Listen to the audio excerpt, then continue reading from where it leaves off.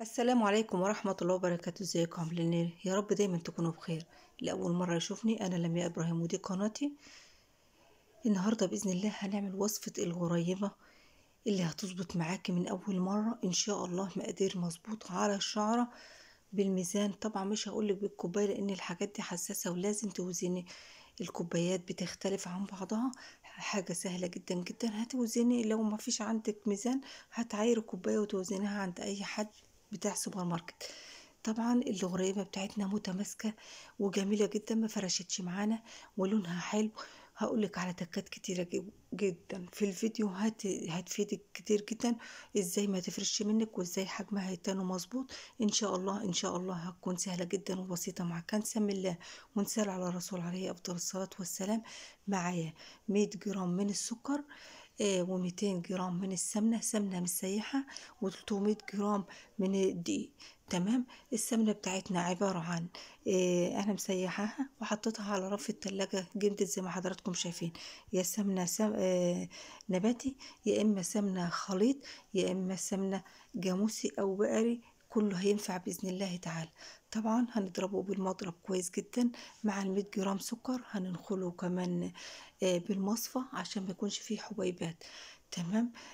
طبعا الخطوة ديت لو انت ما عندكيش مضرب هتضربي بالمضرب السلك او بايدك. اهالينا كلهم كانوا بيعملوا كل العجين بايديهم وكان بيطلع زي الفل باذن الله تعالى. طبعا لو عجبكم الفيديو ما تنسوش تدعمونا باللايك والشير.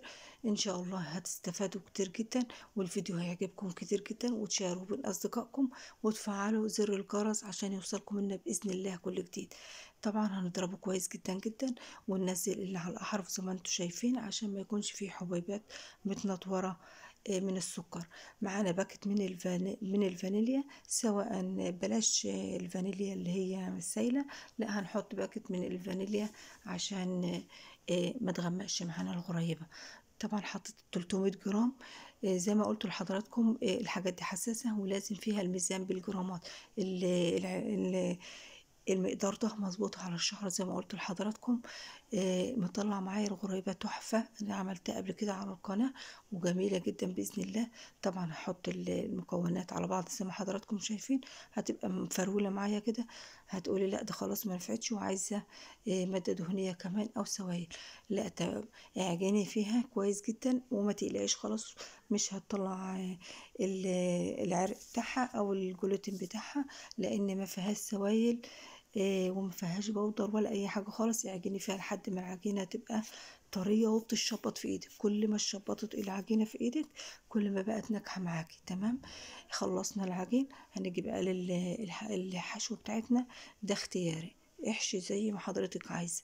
فيه اللولي موجود عند المستلزمات الحلواني اللي هو بالوانه جميل جدا وتحفه، سواء فول سوداني او مكسرات اللي انت حباه. هخدم العجينة في ايديا او احننها في ايديا كده كويس جدا واضغط عليها ضغطة بسيطة من المنتصف واحط المكسرات بتاعتي عشان لما تستوي شوية. طبعا بتستوي معانا بتلم شوية على بعضها فالمكسرات ما بتقعش مني. تمام. حاجة سهلة جدا هتقومي حالا تعمليها لأولادك. مش هتاخد منك وقت. بالنسبة للتسوية يا ست الكل، التسوية بتكون على نار هادية أو متوسطة. مش بنولع الشواية خالص. وفي الرف اللي في الأوسط لمدة 15 دقيقة أو 20 دقيقة حسب فرنك. لأن هي بتاخد على نار هادية شوية وما بتحبش لون يعني غامق. لا هي بتنها فاتحة زي ما هي ولونها بيتنه حلو ومش هتفرش معاكي خالص وهتكون جميلة. وبالنسبة للقطعة حوالي 5 أو 4 زي ما انت عايزة جرام. ما تكبرش عن كده عشان تبقى حجمها حلو لما تستوي. مش زي ما قلت لك مش هتنفش بس هتزيد معاك شوية. تمام. يلا وصلتوا معانا للنقطة دي ما تبخلوش علينا باللايك والاشتراك. وتشيروا الفيديو من أصدقائكم علشان الكل يستفاد بإذن الله تعالى. هنخلص الكمية كلها وارجع لكم تاني بإذن الله تعالى. ما شاء الله ولا قوة إلا بالله. حاجة سهلة جدا جدا وبسيطة. خلصنا الكمية. طبعا الصاج ده وفيه كمان صاج صغير فيه 10 وحدات أو حاجة. تمام. لو عندك حاجة أكبر من كده تحطيه مرة واحدة عشان ما تغلبش نفسك. خرج معانا من الفرن. شايفين الجمال؟ طبعا زي ما دخل الفرن زي ما خرج، لا فرش معانا ولا شقة ولا اي حاجة خالص. شايفين هي بتاخد اللون البسيط ده من تحت، تشقيره بسيطة كده، المكسرات فوق زي ما هي. شايفين الجمال؟ ما شاء الله ولا قوة إلا بالله. تحفة، جميلة جدا جدا. ناجحة 1000000% زي ما قلت لحضراتكم. وأتمنى يا رب دايما تكونوا بخير، وكل عام وانتم بألف خير. يا رب فيديو النهاردة يكون عجبكم، ولو عجبكم ما تنسوناش باللايك وتشيروا الفيديو من أصدقائكم. أشوفكم على خير في فيديو قادم بإذن الله تعالى. السلام عليكم ورحمة الله وبركاته.